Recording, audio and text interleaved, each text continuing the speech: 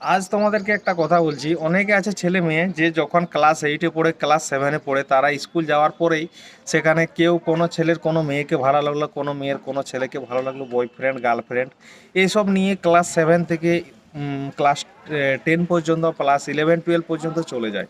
তখন কি হয় জানো?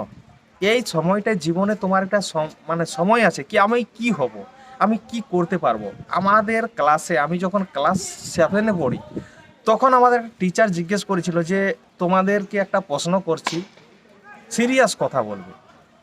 বলছে তোমরা কে কি হতে চাও এটা একবার বলো, হাত তুলে তুলে বলো, ঠিক আছে? 1 নম্বর থেকে সবাইকে জিজ্ঞেস করছি। সেখানে আমি যখন বলেছিলাম যে আমি ফোর্স লাইনে যেতে চাই, আমার এটাই ইচ্ছে আছে, আমি এটার জন্য চেষ্টা মানে এখন থেকে আমার মানসিকতা তৈরি করছি আমি সেইভাবে। সবাই আমাকে খুব হাসাহাসি করেছিল যে নিজের অবস্থা দেখো আর নিজের কোয়ালিটি দেখো কি করে পাবে, কিন্তু বাস্তবে করে দেখালাম। সময় চাই প্রত্যেকটা জিনিস, ঠিক আছে?